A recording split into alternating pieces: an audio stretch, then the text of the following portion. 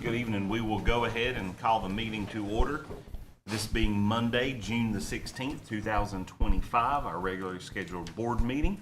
At this time, I'm going to turn it over to board member Jesse Bowles for the Pledge of Allegiance. Attention, salute, pledge. I pledge allegiance to the flag of the United States of America and to the republic for which it stands, one nation, under God, indivisible, with liberty and justice for all.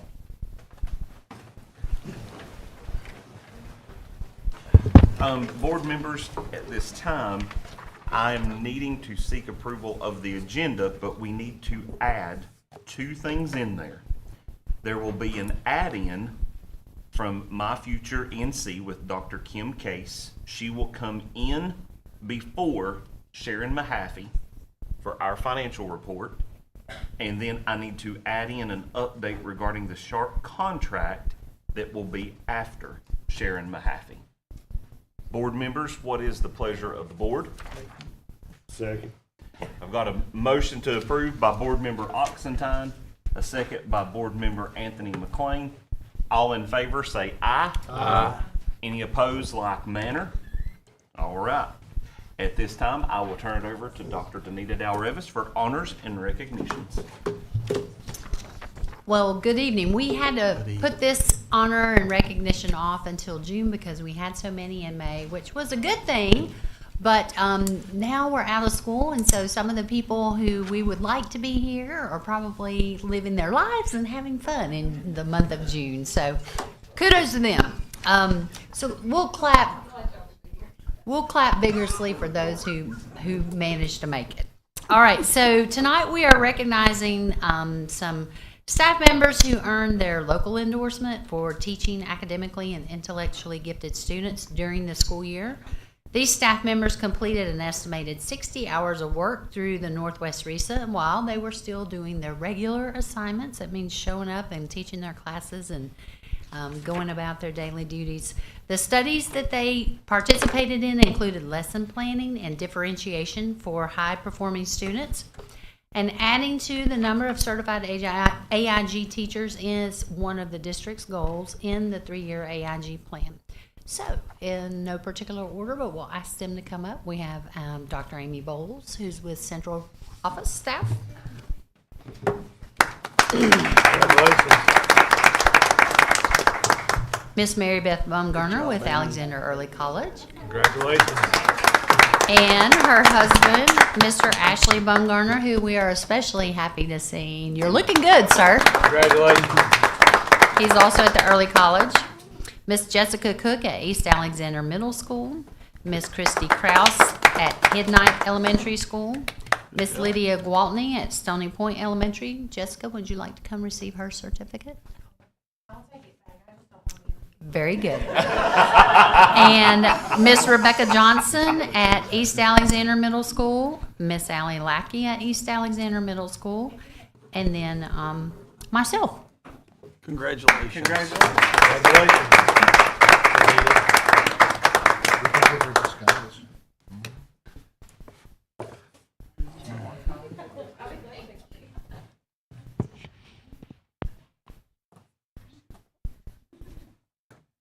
Jessica, I think they got an incognito picture there.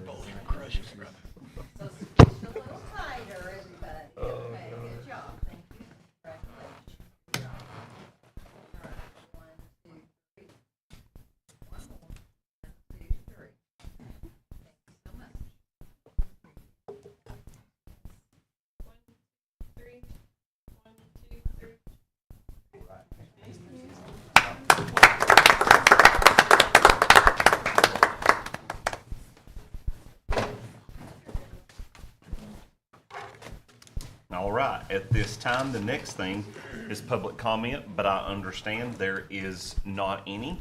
So at this time, we will move on to get approval for the consent agenda. What is the pleasure of the board? Motion to approve. Got a motion to approve by board member Anthony McLean. Second. Second. Second by board member Rob Arguelles. All in favor say aye. Aye. Any opposed, like manner? Carries unanimously. Thank you, gentlemen.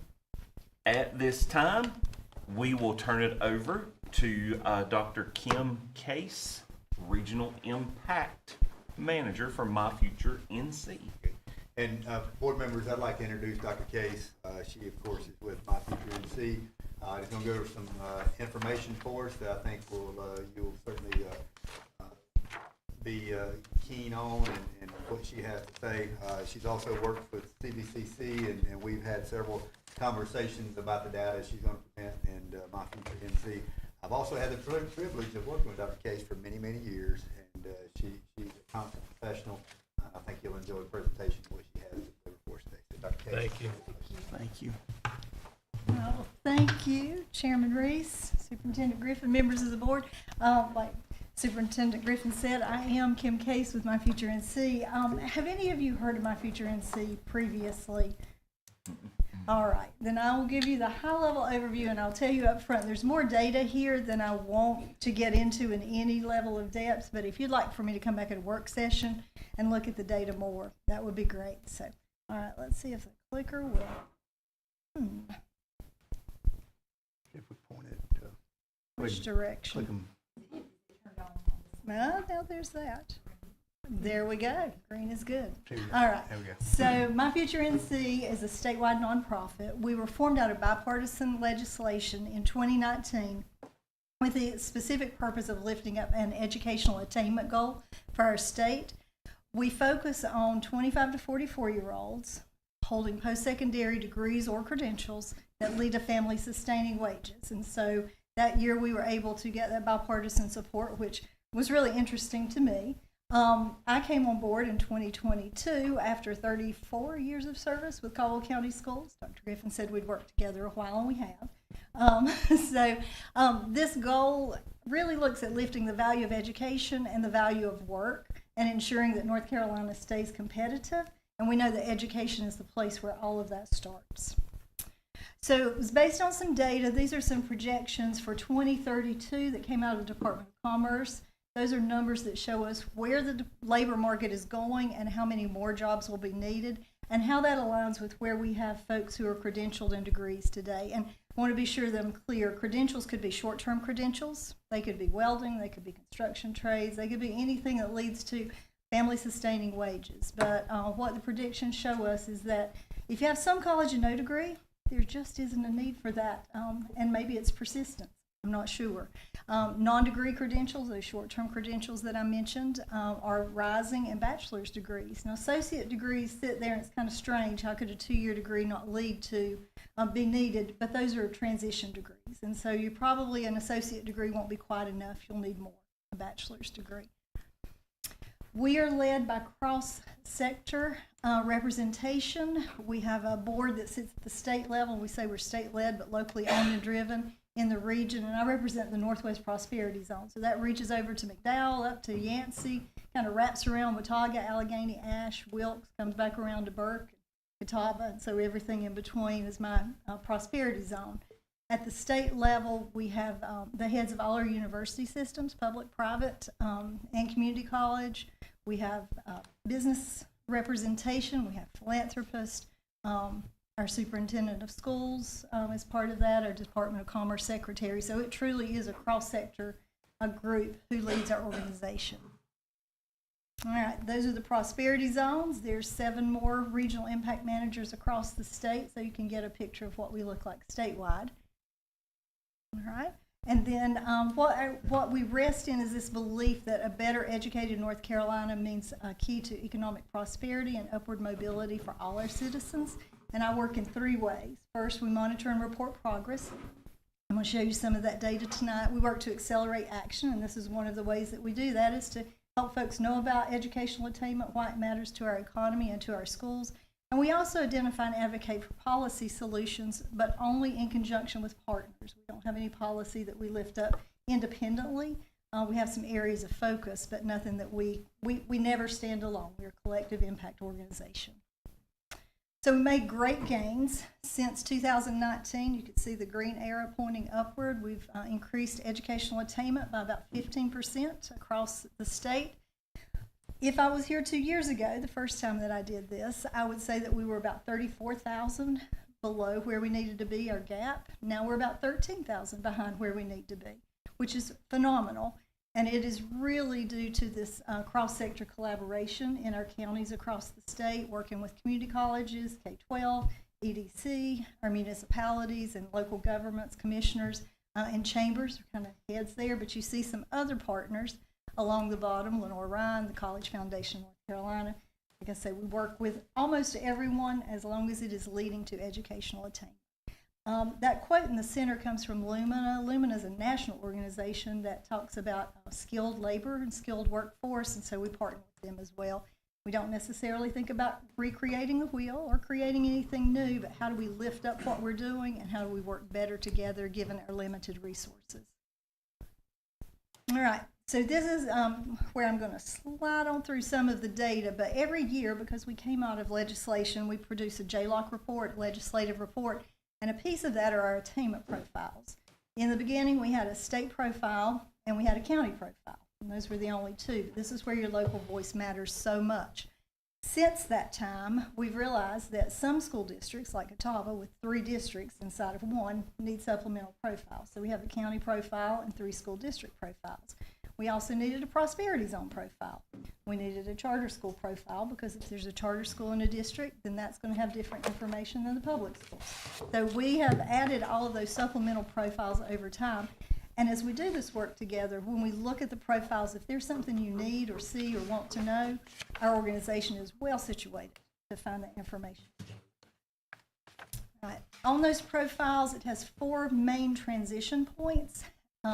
Academic readiness, college and career access, post-secondary completion, and workforce alignment. Within those, there are 18 key performance indicators, and even within those, there are a few more data points that are interesting, like student-to-counselor ratio. Chronic absenteeism is actually one of the profile indicators, but a few others that you'll note on the profile. NC Pre-K is our youngest indicator, and we think about that in 2 ways. One, if we don't have a good foundation for our children, we don't have good child care, good education at that level, you're not going to build a future workforce. But also, if you're a parent and there isn't NC Pre-K enrollment or child care available, it's really hard to go to work. We go all the way through age 44, family sustaining wages, opportunity youth, labor market alignment, do our jobs line up with what we're doing in schools? All those are information that we need. All right, so here's some specific Alexander County data.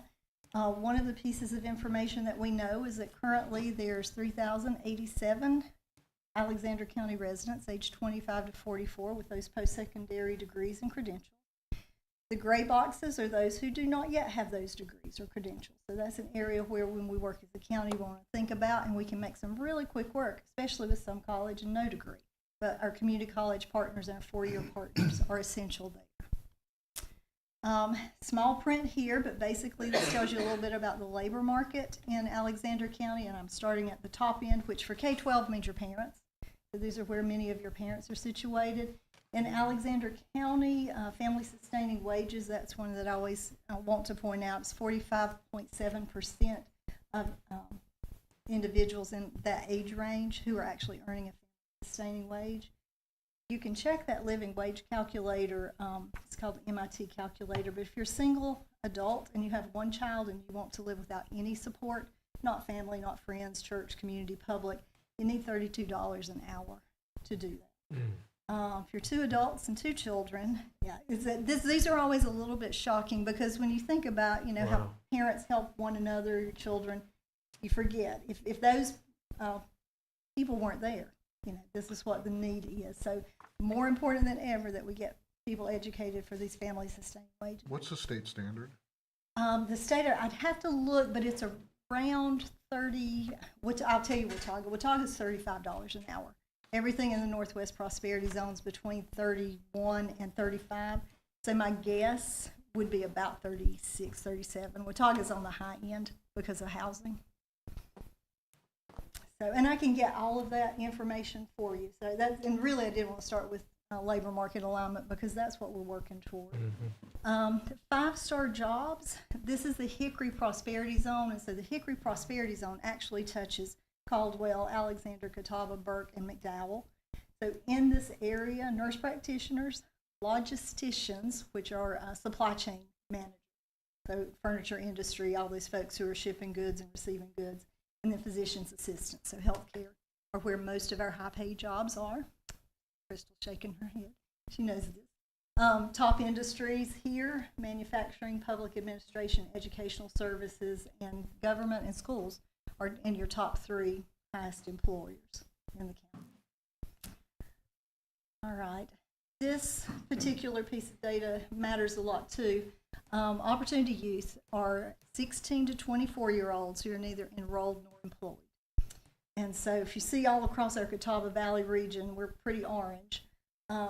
In Alexander County, it's increased 1 percentage point, but it's also dropped. So it was 16% in 2019. It went up to 18%, back down to 17%. Those numbers come from self-reported data. It comes from a survey called the American Community Survey. And so I always wonder just a bit, if those are numbers that are self-reported, if that number might be a little low. Yeah, another number that we all have in common and can work on together. Then we'll look at post-secondary completion. Most Alexander County students go to one of the community colleges nearby. Interesting that you have a pretty high rate of persisting to the second year, 83–84%. But then within 6 years, and I have adult children and I did want them off the payroll, only 63% actually earn that degree within 6 years, and we put some time limits on that. So that's a place to look for some growth. This is called our leaky pipeline, and what that shows you is out of 100 ninth graders in Alexander County, how many of them make it to that degree or credential within that time frame, so by the time they're 24, and this is 21. State average is 31.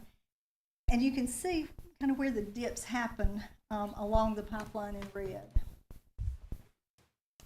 So I'll let you just take a look at that. Didn't enroll in post-secondary institution within 12 months is a little high. That's that second drop in the pipeline.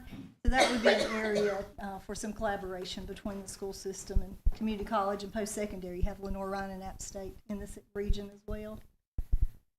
All right. Financial aid, FAFSA helps. Some data tells us that if you complete the FAFSA, if a student completes the FAFSA, they're 80% more likely to enroll.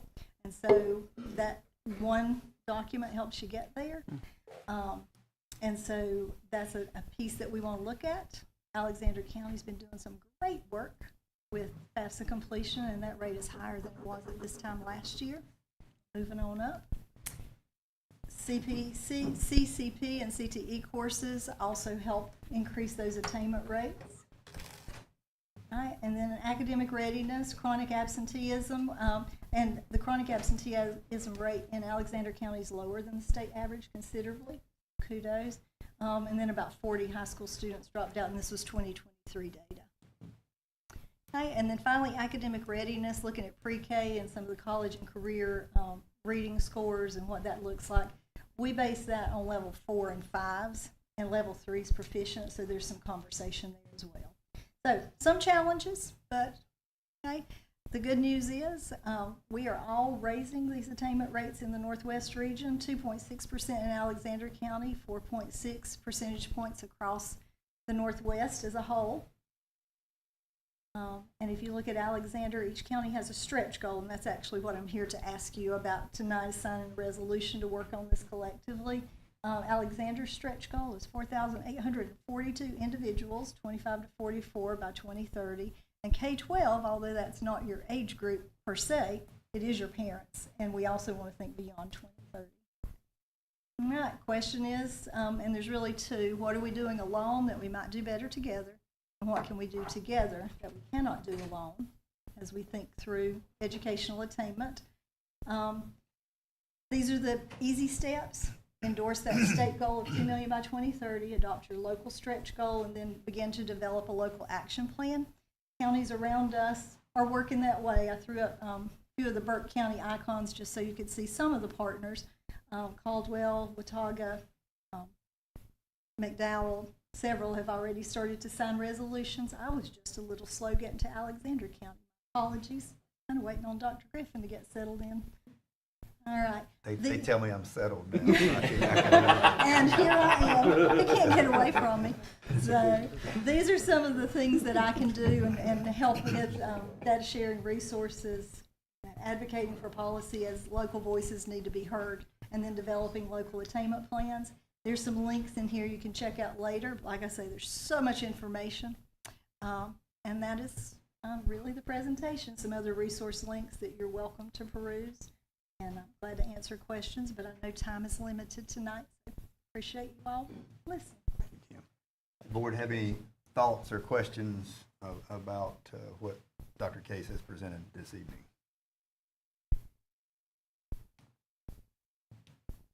So we have a resolution here that would basically state that we're supporting trying to increase our attainment goal. In Dr. Case, if I read this, I believe will be appropriate so they know as to what we're trying to approve this evening. Ultimately, it says resolution to support My Future NC attainment goal. Whereas My Future NC is a statewide nonprofit organization focused on educational attainment and is the result of cross-sector collaboration between North Carolina leaders in education, business, and government. And whereas North Carolina has the goal that 2 million North Carolinians will have a high-quality credentialed or post-secondary degree by 2030, and whereas Alexander County Schools is committed to ensuring that 4,842 individuals ages 25 to 44 have a post-secondary degree or credential by 2030, and whereas Alexander County Schools, along with other key partners, will help advance the educational attainment of students in North Carolina, and whereas Alexander County Schools agrees that North Carolina faces a gap between the projected needs for citizen while highly quality credentials or post-secondary degrees and the attainment of those high-quality credentials or post-secondary degrees. Now, therefore, be it resolved that Alexander County Schools supports and endorses the attainment goal of My Future NC, that 2 million North Carolinians should have a high-quality credential or post-secondary degree by 2030. And Alexander County Schools supports and adopts that the local education attainment goal of 4,842 individuals with a high-quality credential or post-secondary degree by 2030 in Alexander County. And Alexander County Schools, along with leaders in business, education, state and local government, and community organizations, will continue to foster collaboration to achieve the goal by developing an action plan, defining success and measurable outcomes, executing on the action plan, and sharing successful practices with My Future NC and peer communities. Adopted this day, 16th day of June 2025 by Alexander County School. Any concern with that? Yeah, if I may. Yeah. If we could go to your statistics at the beginning of your presentation, showing the number of positions available and growth in positions available versus degrees. Mm-hmm.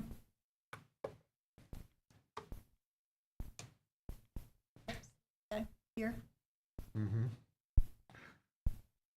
So you're saying that we have a significant need of high school GED equivalency. We have an overabundance of some college degree graduates versus the number of open positions. We have some need in non-degreed credentials. We have an abundance of candidates in associate's degree versus associate degree personnel. We have a big need in bachelor's, but we have an abundance of personnel or people available already with degrees and with graduate or postgraduate degrees versus jobs. That is true. So I don't understand why this resolution is asking that we open up the floodgates and add even more education pedigree to our population when the need isn't quite there other than the bachelor's degree, which I see as the biggest. So I'm asking for a little bit more clarification on exactly what the ask is. Sure. And at the same time, we're a rural community.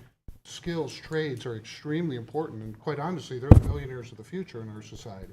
And I think Right. that's for that credential piece, if I'm not wrong in saying that that's what we want people to obtain, to make sure that they have a credential or some skill set, or that we're promoting the educational attainment of whatever it may need for that person to be successful in the world. I don't think that this resolution is saying that that we're promoting that every person's going to university, and I think that's a wonderful track for some, but also believe there are certainly options for others. However, I do believe attainment and making sure that we're graduating individuals and we're preparing individuals for whatever pathway they choose, that they reach whatever success level or need that they have to make sure that they can hopefully gain that job or career. Is that kind of where you're going with That this? is, and construction trades, those are included in educational attainment. Right. So anything that leads to a family sustaining wage. So if I go back to the labor market alignment slide, So that's the 3.3 million line item there, and well, the 3.3 million means you must have a high school diploma as an entry. okay. But it doesn't necessarily mean you'll advance to those family sustaining wages. So that, and when you look at the two population sizes, there's some population slides that I shared when we had our community meeting with EDC. Population really factors into these two sets of numbers, because if you'll notice, by 2032, as far as North Carolina goes, we're going to have a real increase in population, which means right now we have to have every single individual in the workforce. Workforce participation rates, I'm going to slip back to that labor market alignment slide because that's speaking to your point.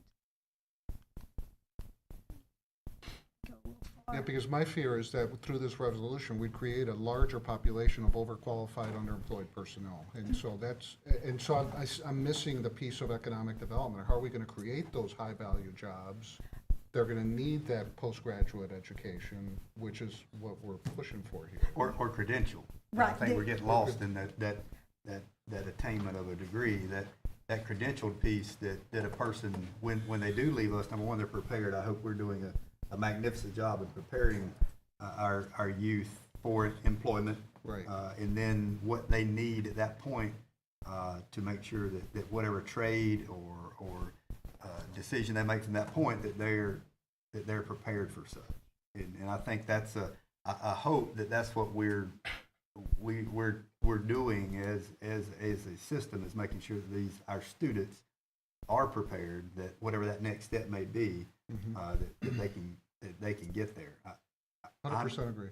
I don't think that My Future NC is trying to promote that we out-educate the workforce. I think that they're trying to promote that we have the necessary factors so that they can compete with other persons in whatever industry that they may be in. And to clarify that, I think would be powerful, that we're improving our guidance and our accuracy in terms of Yes. skills versus needs in the marketplace. Right, and that's what these data sets show you, is where the needs, and there are many more pieces and nuances here. Okay. But we look in, and why it's so important that we look locally and then within really the Western Piedmont Council of Government region, is because we need to know what's available in our area.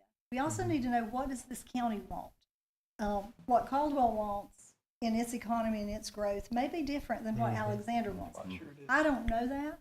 I do know that everybody needs to be able to earn a family sustaining wage and have, quality. 100%. That's why alignment with economic development of the Yes. specific region to the educational goals is, to But- me, an important element. Adopt the resolution. In her slides, she had, Chamber of Commerce from these Yes. other. Yeah, let me, So I think Dr. Case is, and I've been involved, and the board has not been to those meetings, but I know that I have been involved in, and it reads in here, develop action plans with other partners, and those partners are EDC and our commissioners and those around us that kind of signify, well, what is the need within our county, and how can we as the school system support them reaching what may be for that sustainable way, so that our county is successful. I don't want this proclamation or resolution or even conversation to be misconstrued of we're forcing and pushing everybody in a educational attainment that's university track only. Right. That we're not, that's not what this says. I think this says, in the other counties that have already signed those proclamations of, we're trying to prepare our students, not our students for here is 25 to 44-year-olds, for those attainments. If we fail to try to meet those marks, then I think we fall farther and farther and farther and farther behind, and that's not what I don't believe that's what the wish is of any of our constituents. They help me understand how, as a school board, we're helping the 25 to 44-year-olds. How are we impacting that? families, because you have families and you have students, so you actually have really double power. You have the parents who may not have that attainment, who are sitting in that 25 to 44-year-old age range. So if we build a strong collaborative where the community college is involved, particularly, and have worked with not Western Piedmont, but Catawba Valley pretty in depth. If economic development is involved and they bring their voice and their perspective to the table, you can build some really awesome pieces that bring adults together. The slide that had the Catawba Valley picture, that was the school system involved in a financial aid outreach that also involved App State and Lenore Ryan. And so in that outreach, they were working on completing FAFSAs, but they were also doing some career counseling. So that labor market alignment, what does a student want to do? What does an adult want to do? Those adults who stopped out, some college, no degree. How do we get them plugged back in? What do we need to do at a state level to advocate for those individuals to assist? Because as an adult working, taking care of children, all of those things get really hectic and difficult. So we know that there's lots of reasons that people stop out. Wouldn't it be a priority of us to increase our graduation rate and make sure that people are getting that first level of those attainments, and that's graduating high school? So if we fail to do that piece, then we're taking them out of the entire system of getting attainment. So I think our part is making sure that we are graduating our students prepared for that next level to which they at that point can attain whatever that. But I'm also certificate thinking may about be. CTE here. That's That's right. integral, That's what I was integral getting at, part too. of that Yes. whole A piece. no-brainer. One For us 100%. to approve this tonight. Yeah, and that one, I went quickly through that slide because there's lots of information there, but CTE, the top concentrators are human services, agriculture and construction, agriculture, food and natural resources. Those are good, and when we add the business voice to that, what else could we build in the CTE and dual enrollment pathway? And also, the CCP courses, the College Career Promise, those are free. So, you get more students who are involved in those, whether they go short-term CDLs, your CDLs are short-term credentials. I was trying to think, CNA, short-term credentials. All of those don't take a long amount of time to get. So they're included, when we talk about educational attainment, those are included as well. And then the reality is, folks like me who have a doctorate, there aren't that many jobs out there. So, it being thoughtful, career development plans, I don't know how much you've dug into career development plans just yet, but Crystal. the career development plans, that's that thoughtful, intentional pathway building. If we can build in 25 to 44-year-olds understanding alongside some of those students who are building those CDPs, the career development plans, that's another way that K-12 can support. Love it. Make sense? Any thoughts? And I think by us going through this resolution is kind of the first phase of us, okay, now let's have this discussion. Let's talk with our EDC. Let's talk with our commissioners. Let's talk with our business partners and what it is that we can at that point begin to propel to make sure that we are supporting a livable wage for our citizens. And I think that, to me, as superintendent, I think that's a big part of what's expected of making sure that we try to do all we can for our students so that when they reach whatever level that may be, that they are as successful as they possibly can be. And then I hope they come back. Sure. I hope they're part of our community. Live here. That it goes without saying, some of what we're going through as in recent months, we've got to find a way to keep them here too. Right. Once they attain that credential or that degree or something, they tend to leave the community and go to another county, and that doesn't benefit us. And we have got to find ways of You're right. employing them and encouraging them to build our community back, because that's one of our stumbling blocks is our school system. I guess you gotta We've go got to. and talk to the economic development as these numbers start coming up and saying, okay, we're getting these numbers up. How can you help us? And if we build that plan together, that's that need for collaboration. If we're building, considering all those factors, I'll tell you the other two that come up are housing and childcare in most all of our rural communities. I don't know that that's the same in Alexander, but I'd It's an guess. issue. So those are not my issues with educational attainment, but I did know Yancey County, pretty small. They had a school psychologist who couldn't move in because they couldn't find housing. And highly qualified, so they finally found some. Those common issues and having those common conversations, it really does help build this Well, momentum. it's a full circle conversation, Yes, right? sir. It's economic development, it's magnifying and qualifying the size of the funnel. What are the skills that are needed to fill that funnel? And most importantly, how much debt are we asking our kids and our young adults to take on to get this level of accreditation in order to fulfill that funnel? It all ties together to what level of support and help can they get on top of that, right? So it's a very complicated equation. And I don't think it's just as simple as saying they need to get more degrees. It needs to be a very targeted surgical approach because our county is very special and unique on that basis, right? And so I think there's a lot of collaboration, and I would propose there's a lot of collaboration required with our county leaders, with our economic development leaders, with our corporate leaders in the area, and to see how can the school system facilitate a solution to that problem to be solved. I don't think we'll solve it ourselves sitting at this desk. I would 100% agree. Yeah. Griffin. So at this point, is it the wish of the board that I sign this resolution and begin to collaborate and work with Dr. Case and my future NC to try to assist in some of these needs that we're discussing? Members of the board, can I get that in the I make a form motion. of motion? Got a motion by Vice Chairman Second. Dagenhart.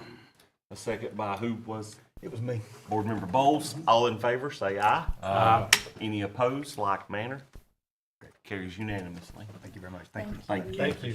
Thank you Thank very you. much. All right, at this time, the next item on the agenda is Ms. Sharon Mahaffey, our Chief Financial Officer.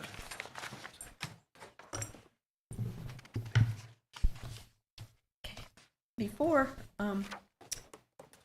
we get into the finance report, I'd like to take a moment of personal privilege. And I walked out into the reception area the other day, and there was this very distinguished-looking young man talking to Laura, our receptionist. She had actually gone to school with his father. His name is Preston Lackey, and he had been here to talk to Dr. Griffin. So he was standing there, and I walked in, and he said, "I've seen you. You're on the board video." So tonight, I would like That's to, right. yeah, one person. That's right. So I would like to congratulate Preston on his graduation. He actually gave the benediction at graduation, Yeah. and also wish him well in his studies at ECU. Awesome. WCU, Western Carolina, and he is going to major in education. Excellent.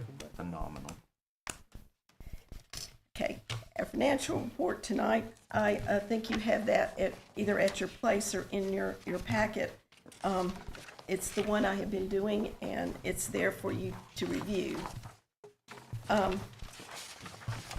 Start out tonight with budget amendment number 14, state amendment, and this adds an additional allotment to behavior support, to school, and it's really zeroing out school connectivity.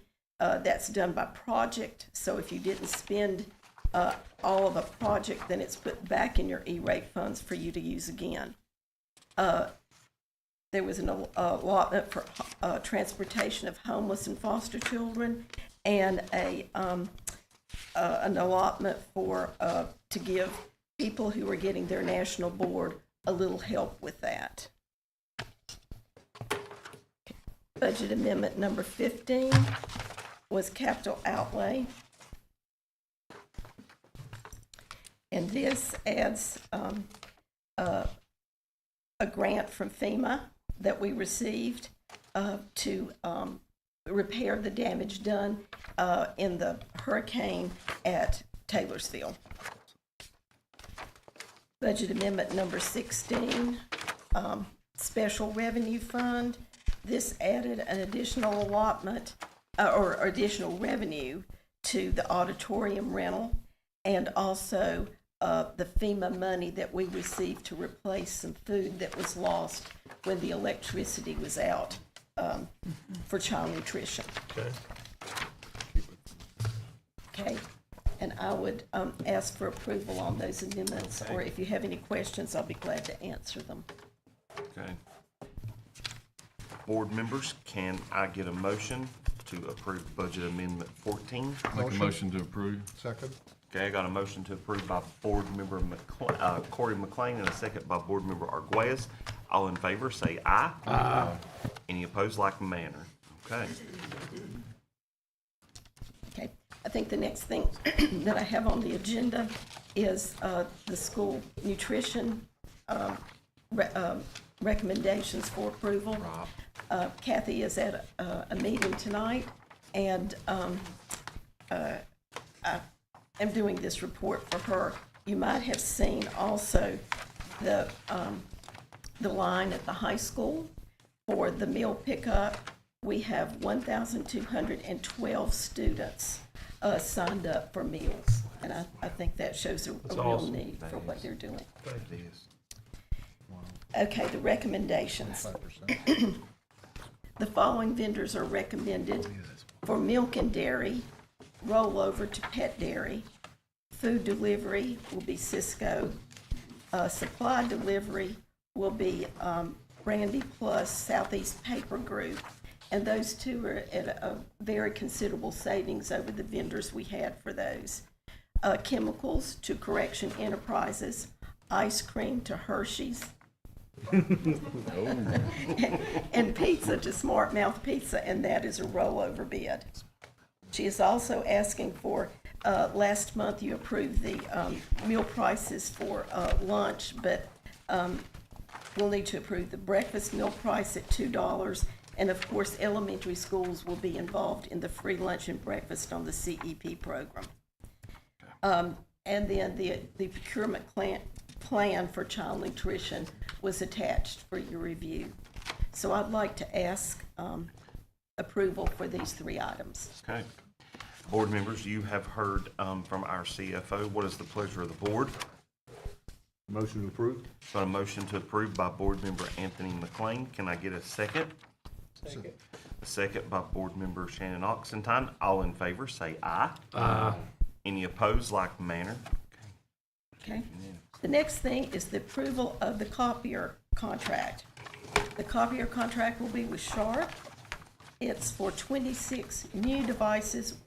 We are trying to get all of our contracts together, and so we have some old devices that we were keeping that were still workable, and then we have another contract that was from last year, but this one is the major one, and it is for $5,072.75 a month for the 26 machines.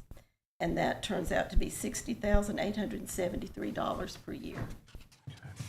And then I think there was other information provided.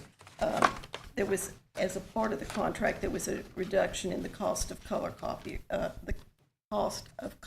copies. If there's any questions, I'll be glad to answer those.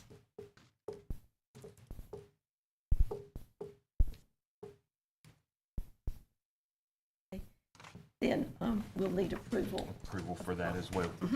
Okay, board members, what is the pleasure?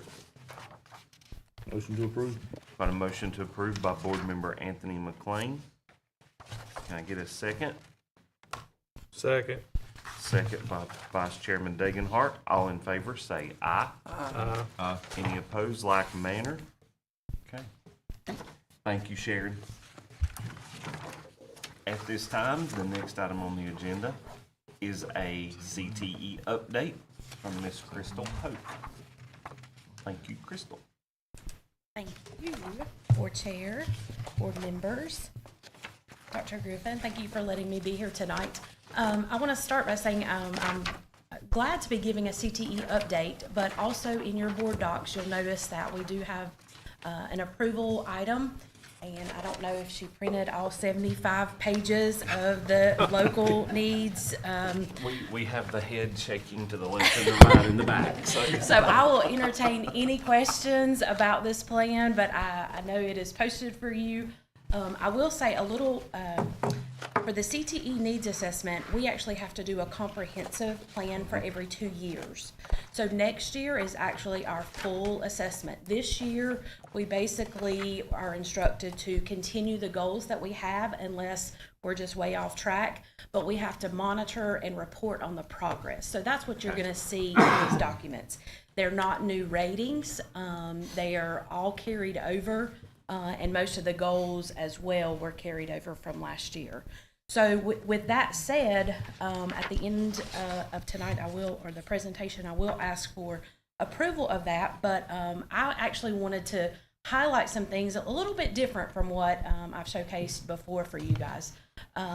Started by going through all of our program areas like we've done before, but my colleague Emily Fox said, maybe you focus on partnerships, and very glad to do that since Kim ended up being here tonight.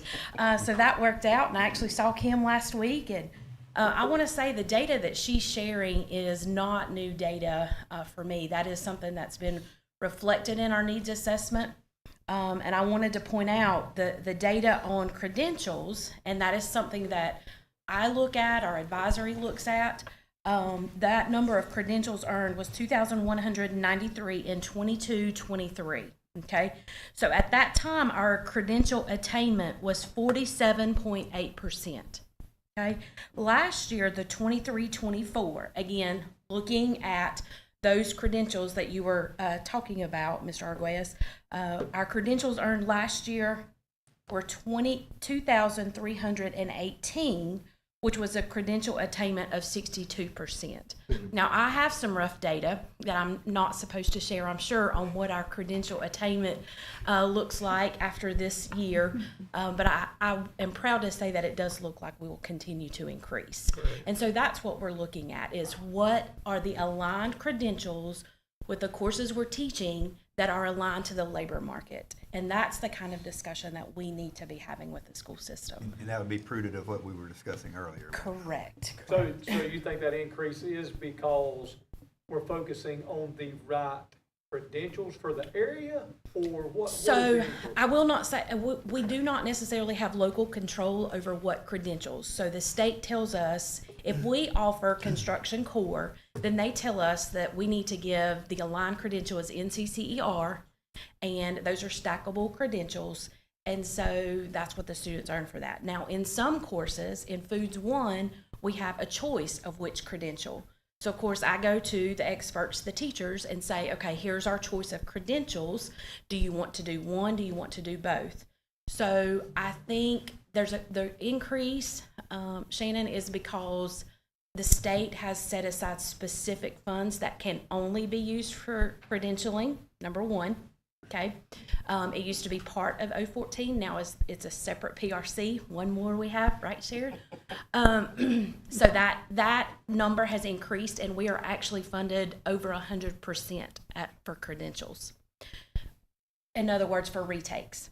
So we can offer, let's say, okay, our public safety students, we also allow them to take the, oh goodness, it just left me. Basic life support. That's not a state-aligned credential, but it is a state-approved credential. So we go ahead and let our students take that, pay for them to take that. It is a credential. It's not something that's reported that is counted in the numbers. So these are, again, there's some that we feel like are more valuable maybe than others, but nonetheless, we are pushing to try to for our students to take those and offer more of those. So again, tonight, just want to highlight some of our partnerships. This is key to making its collaboration. That's how we have a successful CTE program that we can all be proud of. This is just a slide. So looking at some of those partnerships, this year, CTE students had valuable opportunities to hear from guest speakers at all grade levels. So in the high school, I challenged all of our teachers to have at least 2 guest speakers per semester. And so some of the pictures up here are from the Happy Hub, which I have not gone to yet. So we had some of our local businesses, but we also had industry reps, like from the Universal Technical Institute, who came to Scotty Cook's classroom and spoke to those students. We also had employer visits in our career center. So we had the State Employees Credit Union, Craftmaster, actually coming to a place during Flex where students can sign up and get exposure to local employers. And then our middle school has career days. So for our 6th and 7th grade students, we had several local employers like Acre Ritchie, Taylorsville Savings Bank, the health department. Again, just starting to expose students to these real careers in our community and hopefully inspiring future pathways for them. And then the next partnership I wanted to talk about is our Career Expo. Again, a huge event for our high school. Our juniors and seniors are invited to take part in this. We had 30 plus local partners there, places like David E. Looper, Snyder Mills, Piedmont Composites, and also our CVCC partners were there as well. And sharing opportunities, even taking names for applications if students are interested. So again, just a couple things. We're exposing students to our local employers, even though some may not be interested right now. We think it's really important that they know what these businesses are and start making, that network of professionals that maybe they're not going to do right after high school, but they've heard about these industries and they're available in Alexander or surrounding areas. Moving on, industry tours. We were really able to expand our industry tours and career exploration this year due to grant funding. So all of our 8th graders at both middle schools participated in local industry tours at CEF, Paragon, Craftmaster. And then we also were able to target high school students using those career plans, and also just the courses that they were in. And so we had our health science students. We took a group that still kind of trying to figure out what they want to do in healthcare, and they were able to go to Catawba Medical Center and also the CVCC SIM Hospital. So again, some of those students, they know, I don't think I want to really do nursing, but let's go see what all the roles are that are there. We had some electrical students and some trade students. We took them to the Energy United Lineman Camp this year.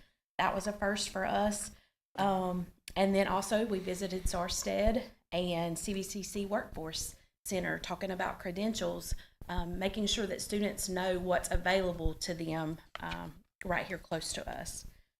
So again, just trying to connect students, the classroom learning to the real careers that there'll be, hopefully, that meaningful employment. And then our next partnership I wanted to talk about was our work-based learning. And I know Kim had a slide about our apprenticeships. One of our top priorities is to increase our work-based learning. Research shows that students who participate in work-based learning are more than twice as likely to report feeling prepared for the workforce after graduation. Makes sense, right? Mm-hmm. So, we're promoting job shadowing, internships. This year we had 98 interns at 88 job sites. So yeah. I know when I started right after COVID in this position, awesome. We had 8. Yeah, that's great. Good job. Great job, Crystal. So we've also added an honors internship to our program offerings. We've had interns at the fire department, Taylorsville True Value, Anchor Ritchie, some of our local farms. And then, of course, our clinicals, our nursing students go to Catawba Assisted Living. And then we have students from our early childhood and baby cougars and other daycares around. So really working on that work-based learning as well. And then next slide, Dr. Clort. I would say 2 of our most impactful partnerships are with our advisory council and our CVCC partnership. Our advisory council is made up of local employers, educators, and community leaders. Again, making sure that we're aligning to our workforce needs. That their feedback shapes our course offerings and help us to make sure that CTE is relevant and future focused. And then our partnership with CVCC is critical, with clear pathways beyond high school through things like articulated credit. So now, let's say students take Early Childhood 1, that counts as the same course, EDU, I think it's 119, through the community college where students already go in having that credit. And there's been a lot more classes approved next year for articulated credit.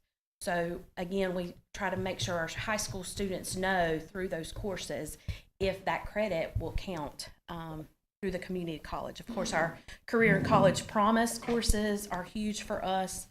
And again, just these partnerships are the foundation of a strong, responsive CTE program. The next slide, and I know Shannon and Corey, I think you saw part of this, but one of my goals, a vision I've had for a couple years, I've been able to visit a lot of our businesses, but I really wanted to get our teachers out. And so again, with grant funding, we were able to secure subs and do travel and transportation so that our teachers can go out into these businesses, spend time really learning. So I just there's a short video clip and we can cut it off towards the end. I'll give you a cue. But this just really showed, it's kind of an overview of the impact of these externship or industry tours that our teachers did.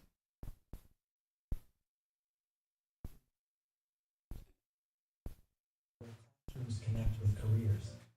This year, passionate educators took part in a transformative externship experience, partnering with local leaders in technology, manufacturing, engineering, and more. Through collaboration with many local industry partners, these educators gained first-hand experience, gaining valuable insights into the skills and knowledge required in today's workforce. These community partners were key, generously sharing their time, expertise, and resources to help connect what's taught in the classroom with what's needed on the job. After touring local industries, teachers returned to their classrooms with fresh ideas and a renewed sense of purpose. During each visit, they had meaningful conversations with business leaders about workplace environments, job roles, and career pathways. They explored the skills today's workforce demands, discussed hiring and employment trends, and considered how to better prepare students for life beyond graduation. These conversations also opened the door to potential partnerships and engagement opportunities that could benefit both students and schools. The purpose of this program is to enable our teachers to see firsthand what modern manufacturing and other businesses look like in the community, to see how technology is changing the workforce, and then bringing that information back to the classroom. So when David or Sally shows an interest in drafting, the teacher can say, and this business has a job that would be a great fit for you. Also, teachers can tell students how their science lesson and this math concept is relevant to life beyond the classroom. Ultimately, these partnerships will benefit the community by ensuring a more informed and prepared workforce. You can stop it there, Dr. Fuller. This was created for obviously trying to get more grant funding, but wanted to show you kind of the highlight of what that community partnership looked like. And we had a small but I think mighty group, and hopefully we can continue to expand that in the future. So that kind of concludes the part of about community partnerships. And then I know, can you go back, Dr. Fuller? I had a couple more slides on that.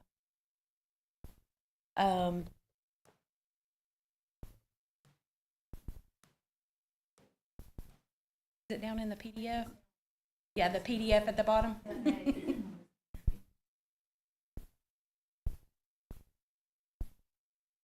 Oh.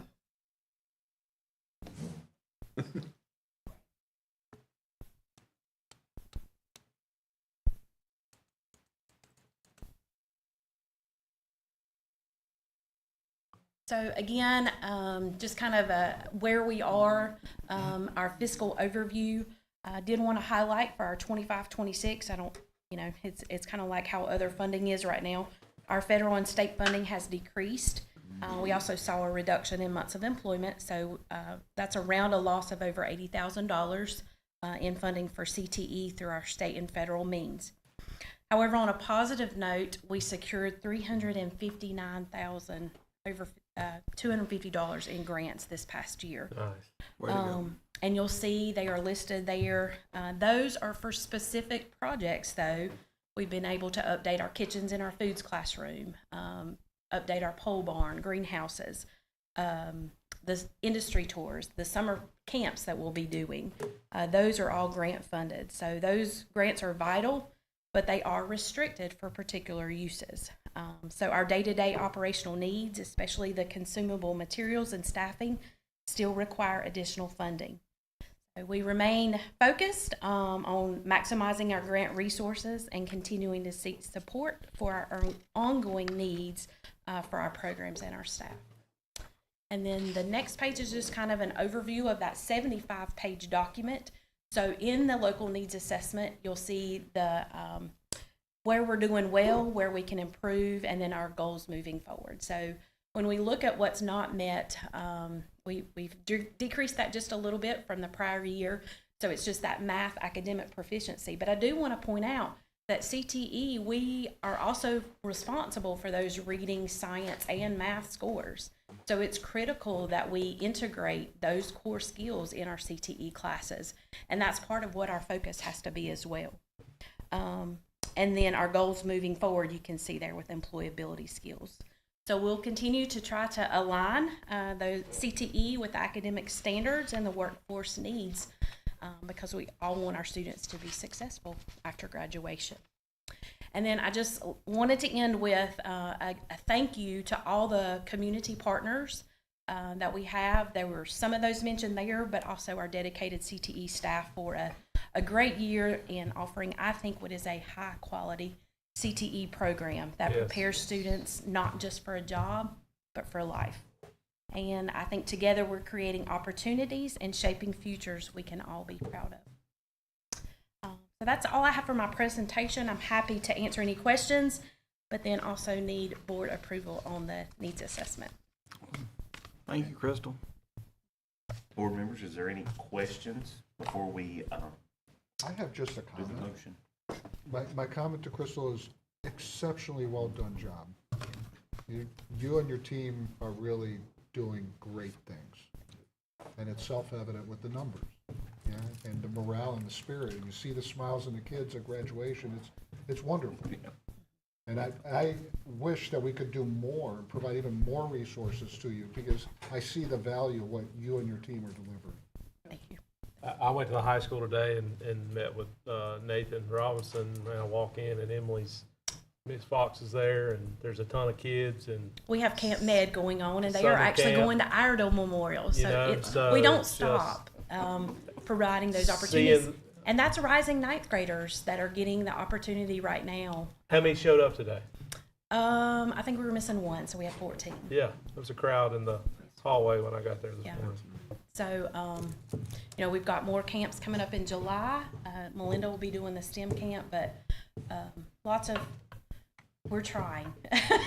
We're trying to offer the opportunities. I think coming from outside of CTE, I really see the importance of that early intervention and trying to get students involved with my own children, trying to figure out where their strengths are going to be and what programs are right for them. And so I think we've been able to grow those opportunities. You have touched many children with the opportunities that you put out there, and children that may not have been served in other ways in our school system. And I don't know, I'm just blown away at things you're doing out there. So keep it up. Well, that's not Crystal. That is CTE staff and teachers, and I can't say that enough because, I look at, and I've told this to other CTE directors, like we're one high school, and you go to Wilkes County and they have a strong drone program at a high school. They have a strong electrical program at a school in Catawba County Schools. But I would put our programs up against any of those, and we're offering all of them to the best of our ability. Is there more? Sure. But, I hope that that's where students are finding a place, a voice, and helping them be successful. And I think that's how we lead to that. The 16 to 24 opportunity youth. It's about engagement. Awesome job. Absolutely. I'd be excited to see how do we open up the protocols you have to the children that are homeschooled in our community, and such. I think that could just open doors left and right for opportunities. Open question. We've discussed that. And I think CTE is vital, not just for Alexander County, but, we have, in my opinion, we have lost that core group of skills that just drive me absolutely crazy. But, y'all have done a great job, and kudos to you for that. So the last thing, and I think we got to move on, but it's as I listen to where we are, the thing that struck me the most is the barriers that we hit. So I listen to the board, I listen to the community, I listen to our students and the needs that we know that we have that we want to promote. But then all of a sudden we get hit with legislation that cuts us $80,000 in the budget this year that was at no cost of Alexander County Schools or anything we did. It's just another barrier that we have to trying to attain what we know needs to be happening. Right. So to me, we should have got an $80,000 increase of saying, y'all are doing a great job, continue this program and expand upon where we're going, but yet we get hit with another whammy on adjust to what you have. So those are just the barriers that we deal with that I want the general public to understand that anything that we did or that we changed or any of those pieces is just legislation that comes down that changes some of those allocation funding streams. And yet we feel the brunt of that. So I want to be adding, I want to be increasing, I want to be expanding, but yet the reality is we're having to do more with less. So anyway, kudos to your department. I know we have to go on, and I don't want to get bogged down on where we are there, but just the realities of what we work with every day. And if we didn't have amazing people, then we wouldn't obtain what we do with what we have. So And I think, Dr. Griffin, just to echo that, I think you're exactly right that that's what I think the public and the board needs to understand is we know there's room for growth. However, we have to operate within our means. And And my challenge would be is don't get bogged down on what you can't control. Let's just move forward on what we can control. And we know what we're dealing with, and I think you folks do a great job with managing what you have. And maybe next year we get 200,000 more. Who knows? I'm ready for that day. I'll just say that. Every Right. year's a little more, so. Keep pushing She needs and it. don't Okay. stop. Don't stop praising all the good and the significant accomplishments your team is delivering. Right. Okay, board members, we need to get a motion to approve the needs assessment. Make a motion. Got a motion by Vice Chairman Dagenhart, got a second by Anthony McLean. All in favor, say aye. Aye. Any opposed, like manner. Carries unanimously. Thank you, Thank you. Crystal. Okay, the next item on the agenda is the Human Resources Report from Dr. Clover.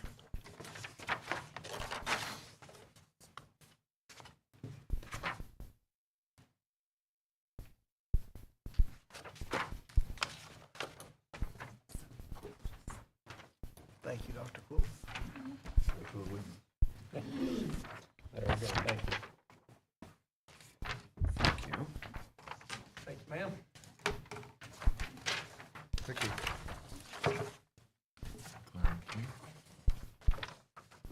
Dr. Cooper, don't want to go into closed session to address these before proposal. I don't think we can because these are stating they will be voting on these changes, and I think we can discuss that prior to. Yeah, or we could dismiss to go into closed session to discuss personnel matters with your order. I think that'd be appropriate.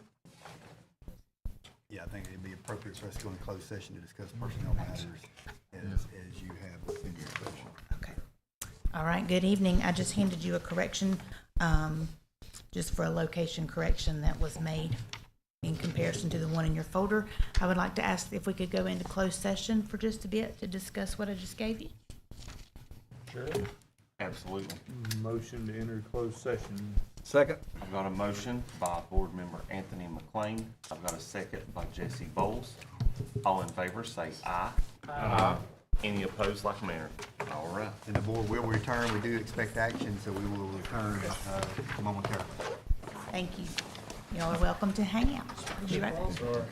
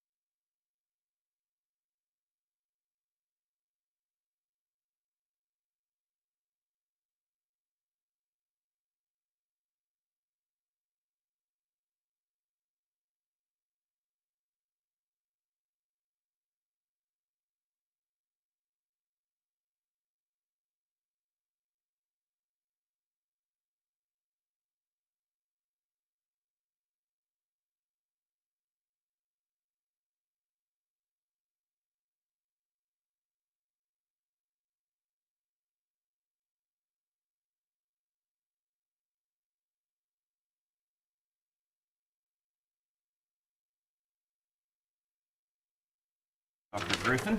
Great, thank you so much, Chairman Reese, I appreciate that. At this time, I would like to make the recommendations for administrative placements. The first one that I would like to recommend to the board is that Dr. Angie Charles be hired as our new coordinator at SSC, effective July 1. I'd also like to make the recommendation that we hire Avery Miller as new assistant principal at Alexander Central High School, effective July 1. And then I have a couple of transfers of administrative appointments that I have discussed with the board. And that would be transferring Heather Houston from assistant principal at West Alexander Middle School to the assistant principal at Alexander Central High School. And then finally, the Ashley Jenkins be transferred from assistant principal at Bethlehem Midnight Elementary School to the assistant principal at West Alexander Middle School, effective July 1. And those were the only placements that I had this time. And I think Dr. Kluwer will follow up with the rest of the administrative recommendations after that. But I do think we would need a vote for those administrative approvals. Make a motion. Got a motion to approve by Vice Chairman Degenhart. Second. Second by Board Member Anthony McLean. All in favor, say aye. Aye. Any opposed, like manner? Thank you very much. And Dr. Kluwer, if you want to go over the usual and customary. Okay. So you have before you the remainder of the personnel agenda, which are usual and customary looked over. Do you have any questions? Okay, what is the pleasure of the board to approve the usual and customary? Motion approved. Got a motion to approve by Board Member Arguez, second by Anthony McLean. All in favor, say aye. Aye. Any opposed, like manner? Carries unanimously. Thank you, you. Dr. Kluwer. Thank you, Dr. Kluwer. At this time, I will turn it over to our superintendent, Dr. Griffin, for the superintendent's report. Great. Thank you, Chairman Reese. I appreciate that and the appointments of those leaders. I think they'll do quality work for our school system. Yes, sir. The first thing I have is that ultimately we successfully completed the end of the school year. And it marked the end of year one for me as superintendent. I'm grateful for the support. I'm grateful for the quality work that all of our staff members have done over this past year, and then the hard work by our students. We celebrated with our ERGs and our reward days and our graduations. On May 22nd, we celebrated the early college graduation, and then Alexander Central graduated on June 6th. And with that graduation, I'd like to apologize to those that were there. If you were in attendance, you would know that it rained quite hard on us. We literally walked out of the gymnasium there, and I think there was a 6% chance of rain. And no more than had we got set down, that the heavens opened up and we had rain. But the thing about it that I have to compliment our staff and our students is number one, you could see that our students wanted to continue with the presentation of their certificates of graduation, and they really celebrated as the night continued. And then to our staff who hung in there and Yes. sat through a miserable evening, but really made light of it and celebrated and high-fived one another and had a lot of smiles at the end of the night. And then finally, all of our parents and people that were in attendance that evening, they stuck in there as well. And I'm just fortunate that we were able to get that ceremony complete.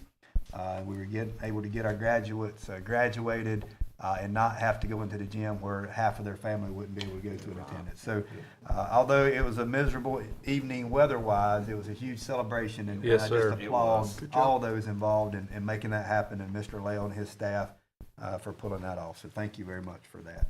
And then finally, on June 5th, we recognized 26 retirees at the Redbird Ridge Estates over at Ellendale Community and honored those retirees. Just amazing service that they've given this school system, and we're grateful for all that they've done.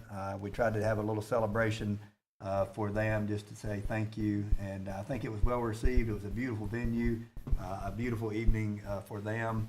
I don't think it rained as much that night, but it turned out to be a beautiful night for us there. And just want to say thank you for those retirees and the service that they've given.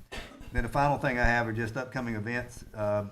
July 3rd, we will be closed for the holiday of the July 4th, closed on July 4th itself. On the 9th of July, we'll have an internet outage.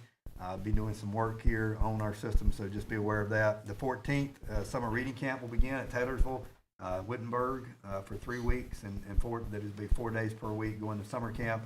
And then finally, the 28th through the 30th of July, we'll have our leadership retreat at App State Hickory campus, and all of our directors and administrators and hopefully the Board of Education will partake in that professional development on those 3 days. So anyway, thank you for all your support and everything that goes on. I think we've had a real good school year. Thank you.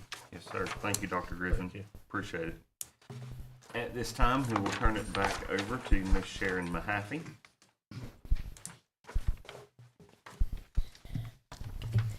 Tonight, we have 8 policies up for second reading. Curriculum Development, Policy 3100, Foreign Exchange Students, Policy 4140, Fair and Consistent Discipline Administration, 4303, Integrity and Civility, 4310, Parent Organizations, 5010, Crowdfunding on behalf of the school system, 7360, Federal Grants Administration, 8305, and Participation by Minority Businesses, 9125. These have stood for a month. I've requested input on them. I got none, so I ask for approval on second reading. What is the pleasure of the board? Motion to approve. A motion to approve by Board Member Anthony McLean, Second. second by Board Member Rob Arguez. All in favor, say aye. Aye. Any opposed, like manner? Carries unanimously. We have 8 policies up for first reading tonight. I will ask for input on those and bring them back next month. Okay. Thank you, Sharon. Thank you, Ms. Sharon. Thank you, Sharon. All right.